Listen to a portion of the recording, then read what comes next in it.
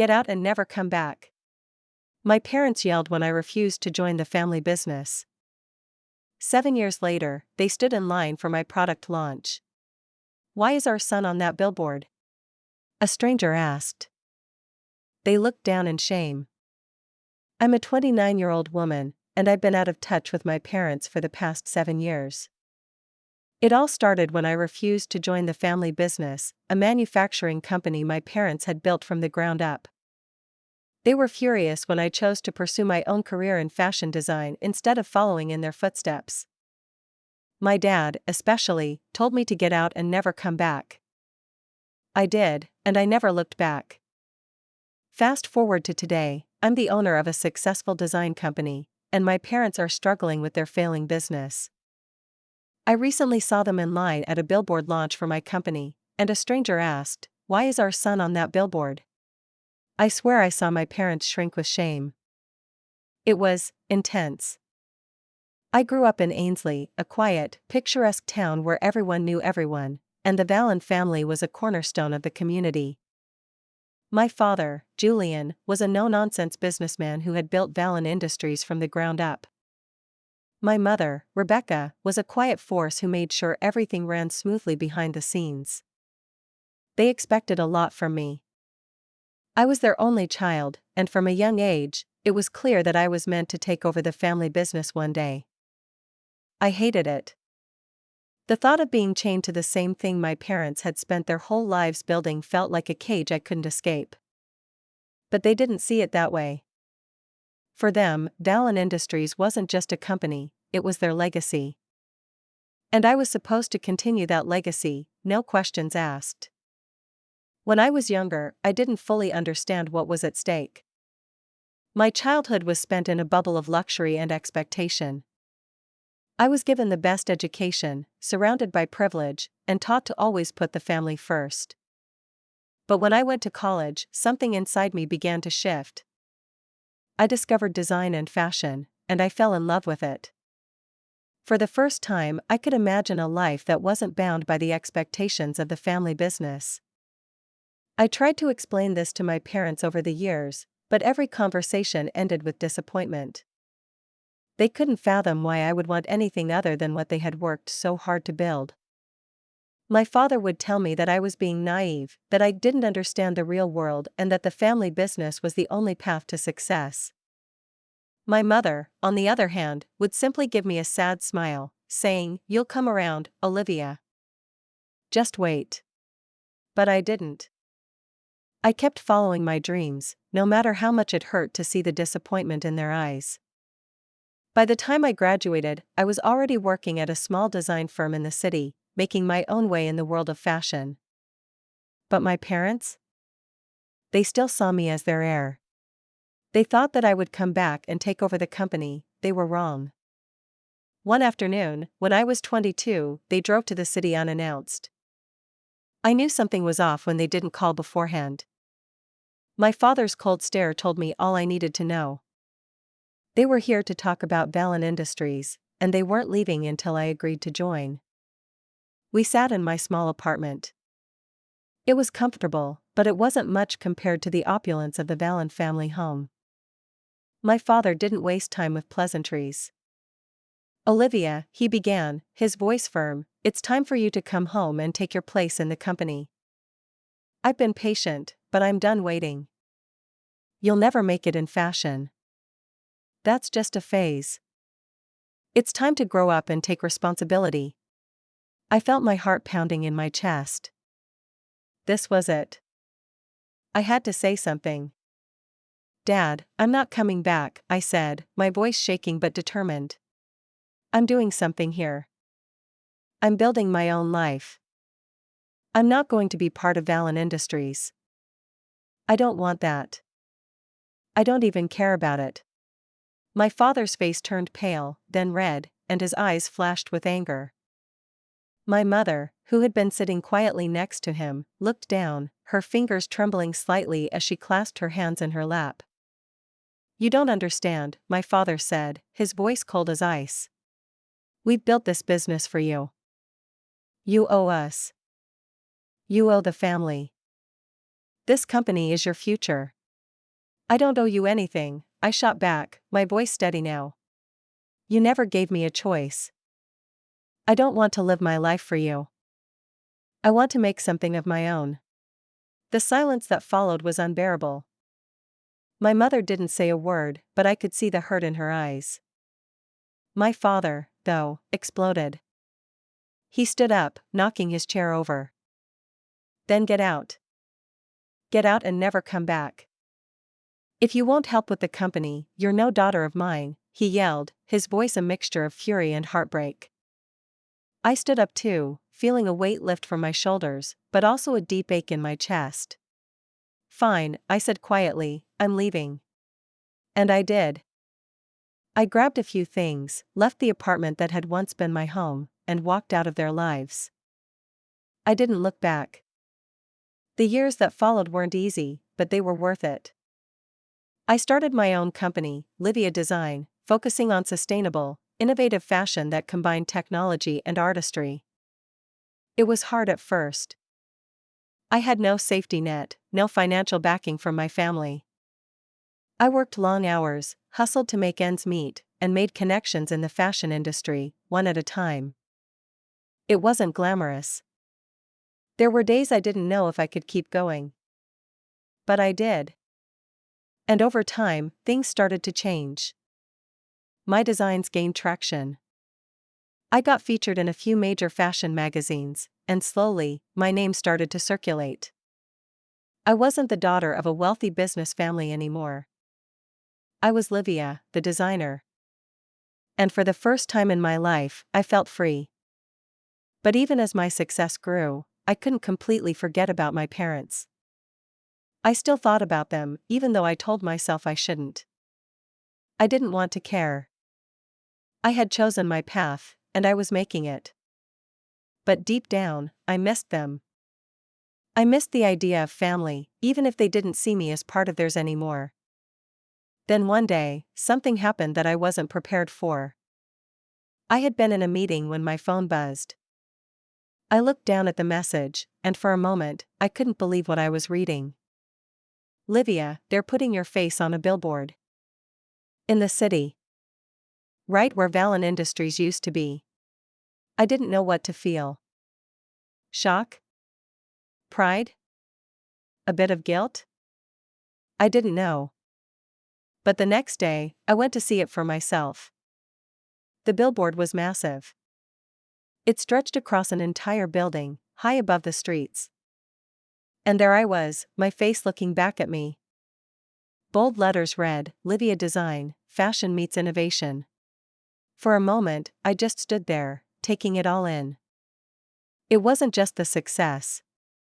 It was the realization that this was mine, everything I had built was on that billboard. I was no longer the daughter of the Valen family.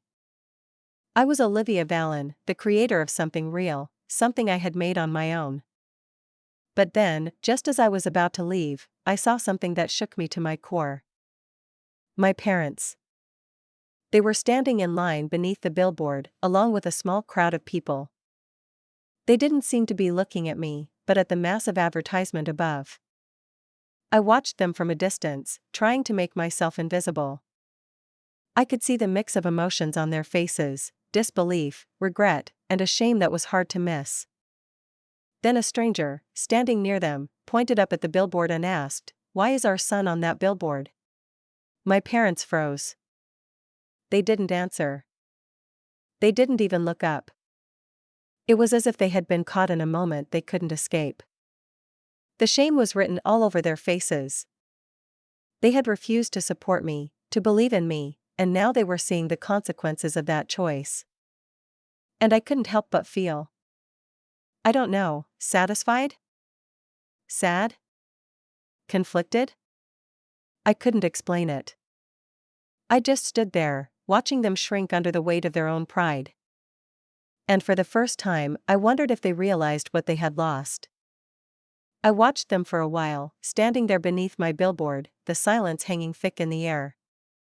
My parents hadn't noticed me, or maybe they didn't want to. It was hard to say. But in that moment, something clicked in my mind. I had no real intention of confronting them. I wasn't ready for that yet. In fact, I don't think I was ever going to be ready. The past 7 years of being away from them had carved a new version of me, someone who had learned to live without their constant presence, their approval, or their demands. But even with all the distance I had placed between us, I couldn't ignore the tightness in my chest as I saw them standing there. They had been my family. My parents. They had loved me, or at least I thought they did, before everything fell apart. And yet, now, here we were, strangers in the same city, with a chasm so wide between us that neither side seemed willing to reach across. The strange thing was, as I looked at them, I couldn't bring myself to feel anger. I felt pity. Not just for the way they had failed to see who I really was, but for the reality they had built around themselves. Their pride, their vision for me, it had all led to this moment of disillusionment. After a while, I walked away from the scene. I didn't feel the rush of victory I thought I would. I didn't feel vindicated or validated. I felt empty. My company, Livia Design, continued to thrive. The Billboard wasn't the only milestone. My brand's name was now known in high-end fashion circles, and I began collaborating with several larger companies. We were featured in major magazines, and there were whispers that I would be the next big thing in sustainable fashion. I had people working for me, talented designers, marketing experts, and tech specialists, all of us united by a shared vision of innovation and creativity. Despite my success, the absence of my parents gnawed at me. It wasn't just the lack of their approval, it was the isolation that followed. I had no one to share my victories with. No one to tell me that they were proud of me, the way parents are supposed to. But I had built this life for myself. I had earned it with my own hands.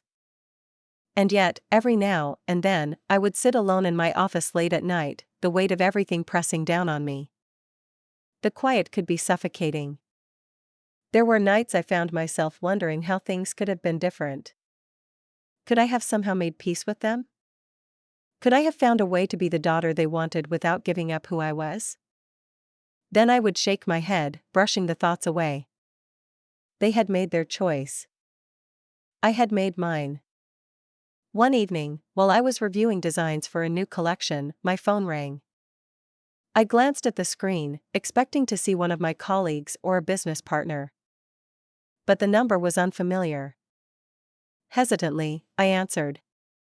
Olivia? The voice on the other end was quiet, tentative. I froze. I knew that voice. Even after all these years, I would recognize it anywhere. Mom?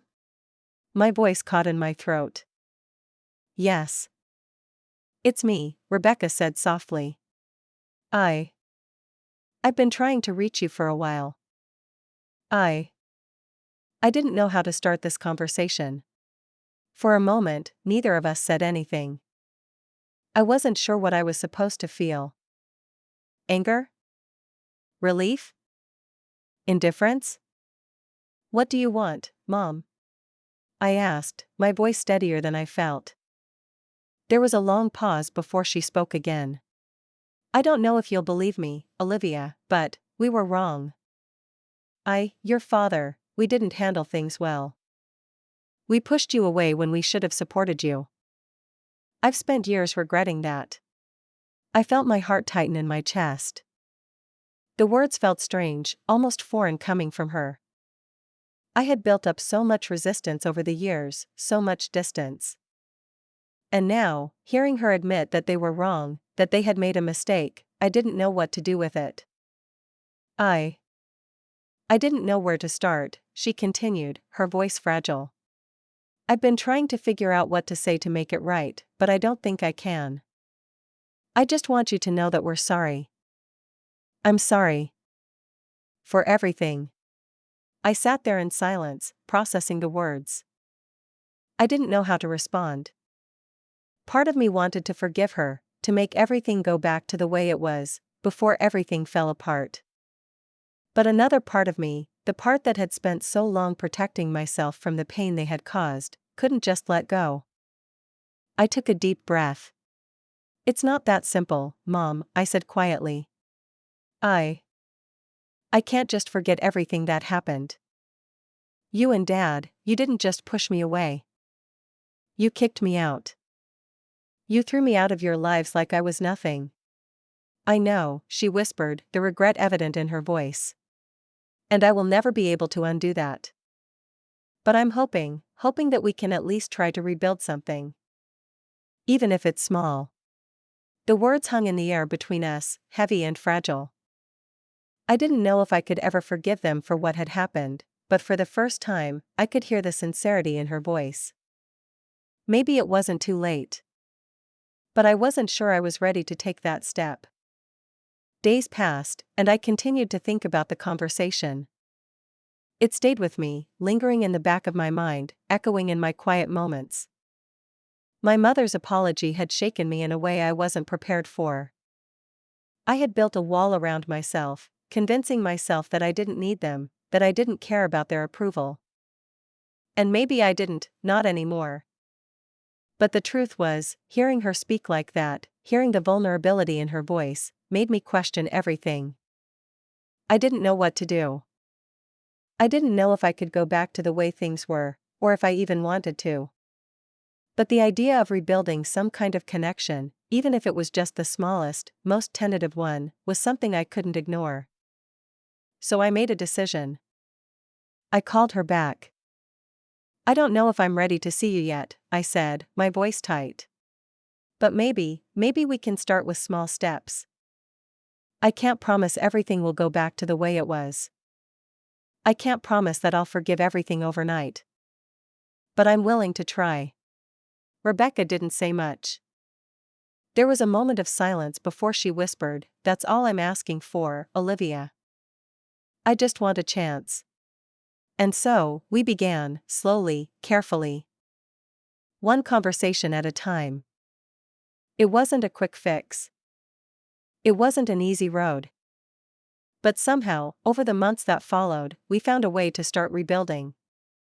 I still didn't know where this would lead, but for the first time in a long time, I felt like I was opening the door to something new, something uncertain, but maybe something worth exploring. The billboard was still up. My business continued to grow. My success was undeniable, and no one could take that from me. But the most important thing I had learned in all these years was that success, no matter how big, wasn't worth much if you didn't have anyone to share it with. And maybe, just maybe, the healing that had started with one small conversation could help me find a way back to the family I once knew, even if it wasn't the same as it had been before. As months passed, I found myself slowly shifting in how I viewed the situation. Rebuilding a relationship with my parents, while still a work in progress, felt like a possibility. My father, Julian, had not yet made an effort to reach out. It was only my mother, Rebecca, who had taken the first steps to open the door, and her sincerity felt genuine. There were still moments of tension and awkwardness when we spoke, things unsaid, wounds not fully healed, but the conversations were happening.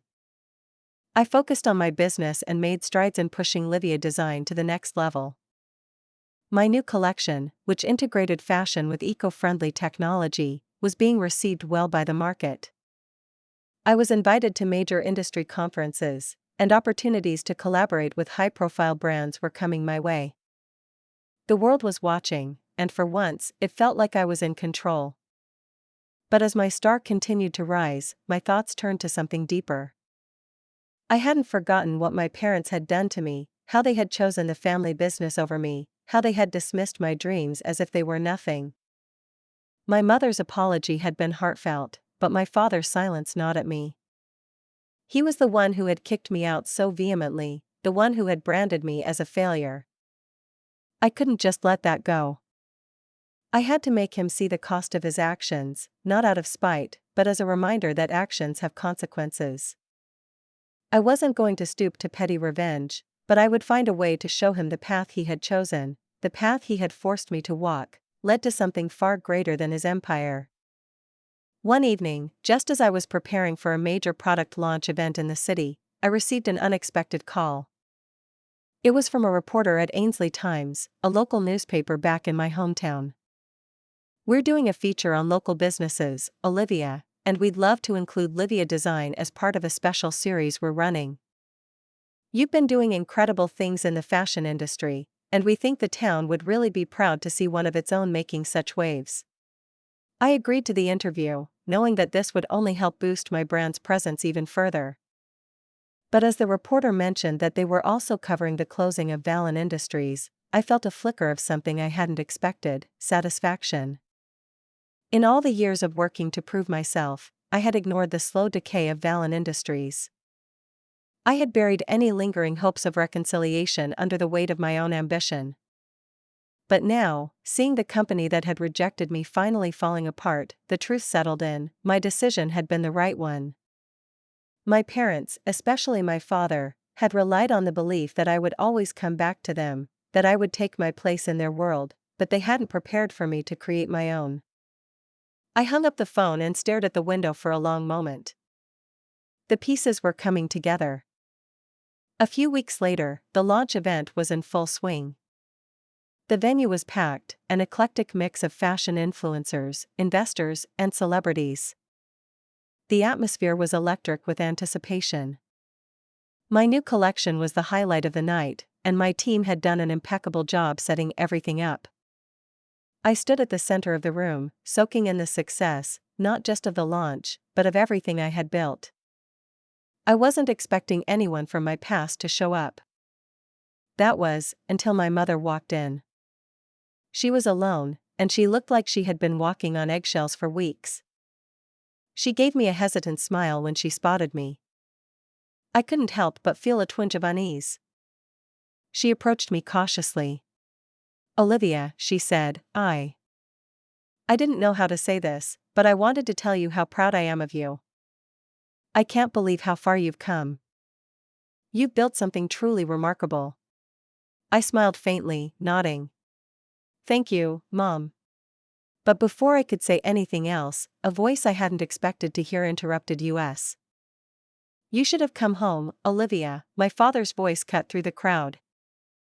Julian Vallon had arrived, standing stiffly at the edge of the room, surveying the scene with a mix of awe and disdain. His eyes scanned the crowd, lingering on the high-end fashion and flashing cameras. He looked out of place among the young, trendy crowd. I could feel the tension in the air, the years of unresolved anger bubbling beneath the surface. "What are you doing here, Dad?" I asked, trying to keep my voice neutral. "I came to see for myself," he said curtly. "I couldn't just stay in the dark while this spectacle goes on." There it was. The old Julian Vallon. Always calculating, always assessing, never willing to admit when he was wrong. I took a deep breath and glanced over at my mother, who seemed caught between the two of us, unsure of how to proceed.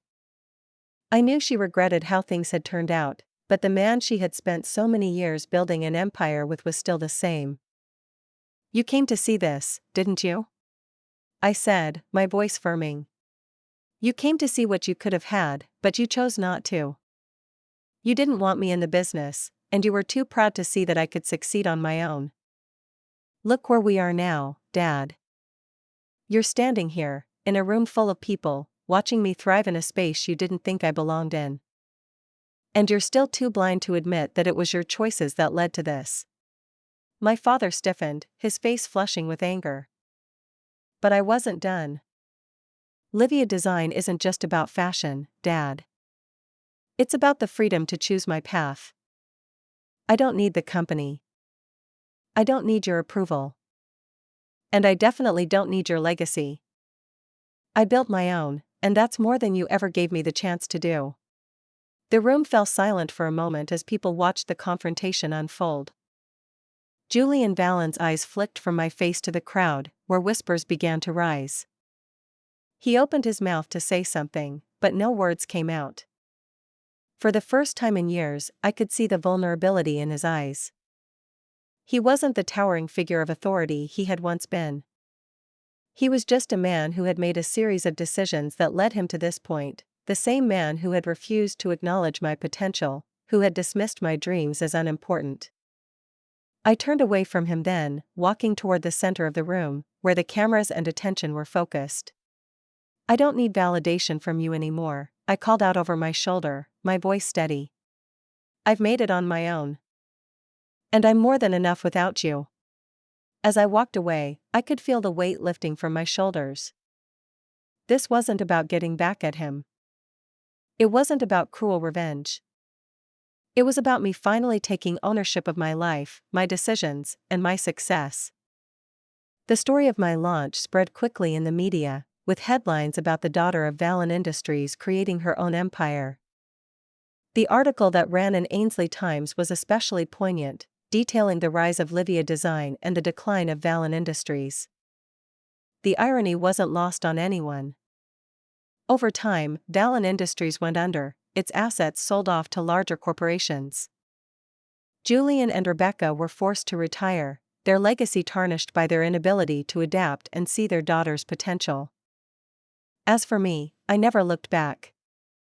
I never did reconcile fully with my parents. My mother and I exchanged a few messages over the years, but the relationship was strained, and I couldn't bring myself to reopen the wounds that had been festering for so long. As for my father, he remained silent, too proud to apologize. In the end, my revenge wasn't about destroying them. It wasn't about taking everything from them. It was about showing them, and the world, that I didn't need them to succeed. That I could stand tall on my own, and that my success was my own. I had built a life for myself, a life I was proud of. And that, in the end, was the greatest revenge.